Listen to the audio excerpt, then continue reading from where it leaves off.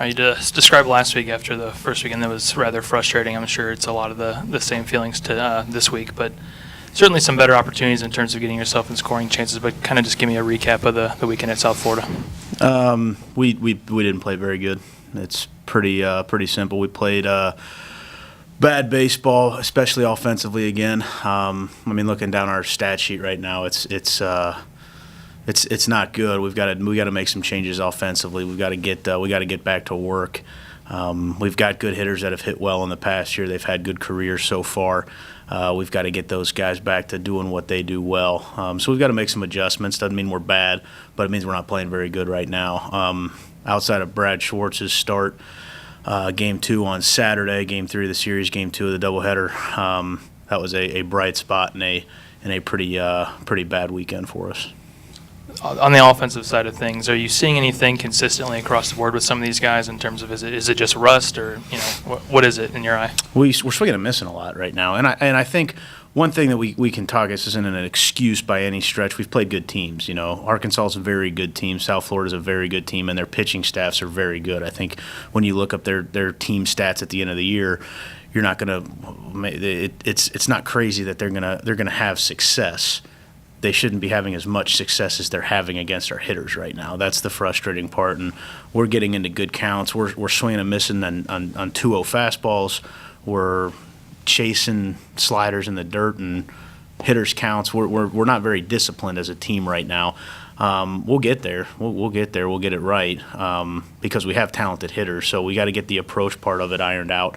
And I thought coming into the season it felt pretty good. But obviously, we've got a long way to go before this offense is any good. You mentioned the amount of talent. You feel pretty good about it. But knowing that, and the guys know that themselves, what do you say to them when they're going through a slump? It's kind of just everyone right now. Yeah, it's especially tough when it's to start the season. We went through a little slump last year where we had a really good first month and a half of the season, maybe even 2 months, and then 2 months into the season we went through a little low point. It's easier to talk to the hitters at that point because they've had success. They know it's a good lineup, but we're struggling right now. When it's to start the season, it's been so long since these guys have had success in games over a 10-game window that it's a little bit tougher. The messaging and it's the most important thing is to hold guys accountable in what we're trying to do with the at bats, but also you've really got to stay positive right now because.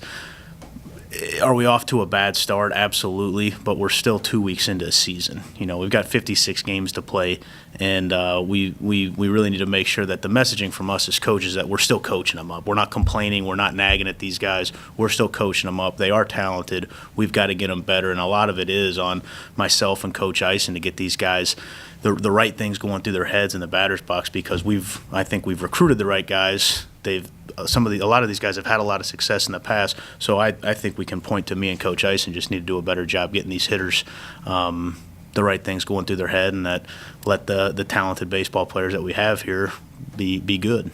You mentioned Brad Schwartz a little bit ago. He's been a productive guy for you the last 3 years here now as senior. Have you seen anything different in his game this year in terms of what he's taken to the next level to have this success in his first couple appearances? I think his preparation's been good. I've never had a huge issue with Brad's preparation, though. It's not anything night and day different from how he's carried himself in the past. I think the one thing I've seen on the field is that I think a call from an umpire that doesn't go his way affects him a lot less now than it used to. He used to be pretty thin-skinned with some of that stuff, and I think that's been a difficult change for him. But I think he's made it where I think he knows he's good enough to overcome not getting the pitch he wanted to get from an umpire and making another really good pitch, where I think in years past he makes that really good pitch and the umpire calls a ball on it, and I think that would throw him off more than it is now. And that's not an easy thing for people to change that are as high-strung as Brad is. He's a really competitive, high-strung kid, and that's not a minor adjustment that he's made, and I think why you're seeing him have some of the success he's having this year so far, that's a huge part of it. I imagine you're not too thrilled with the other starts that you got this week. I know Grant's just a freshman; he's figuring it out. He's only a couple games in, but the other two guys, you're really leaning on them. Just kind of What have you seen from them in terms of what's been the struggle and then your confidence in them moving forward?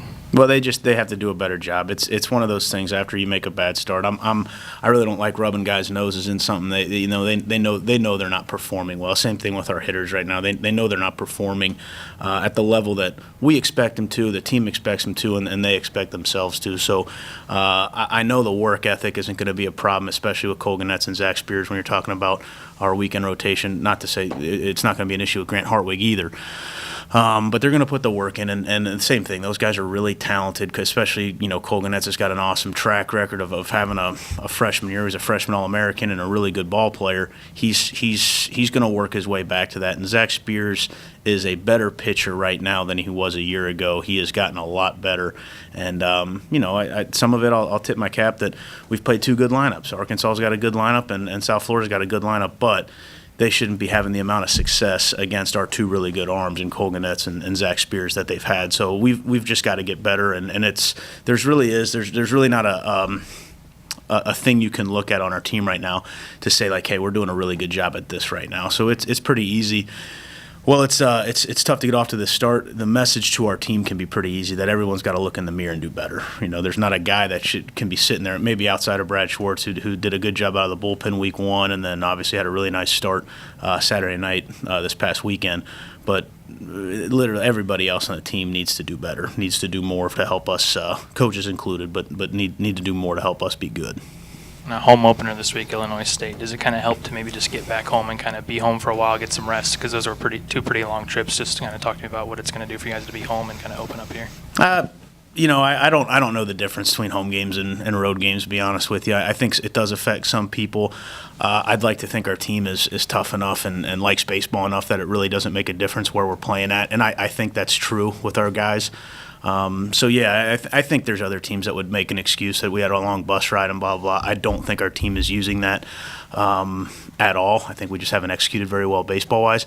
I'm excited to play on our field. I like playing home games. We got a new turf field. It's cool looking and, it plays really nice. So that part of it's exciting. But I think I am like the rest of our guys where if we've got another team to play and we get 9 innings of baseball, we're going to be excited no matter where it is. Just talk a little bit about Illinois State themselves, and maybe just what you know about them. I've in my career playing and coaching, I've only played against them one time when I was an assistant coach at Xavier. So I don't know a ton about their program. They got a good ball club, and I know that we're going to have to play really good to beat them.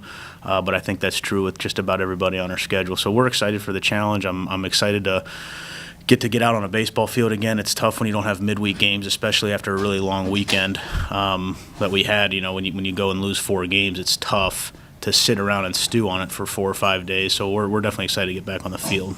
Outside of maybe just a run total or something else you're maybe looking for, what are maybe 1 or 2 things you really want to see this weekend? The approach in the batter's box has got to get better. I want to see our guys execute a game plan better than what we've done so far.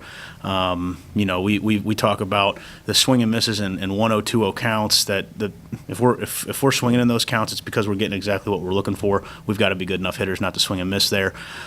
We've struck out looking a couple times in situations where you just absolutely can't strike out looking. Guy at third base, less than 2 outs, something like that, where we've got to do a better job putting balls in play there. And then the biggest one, and all of these things are tough. Hitting is a tough skill.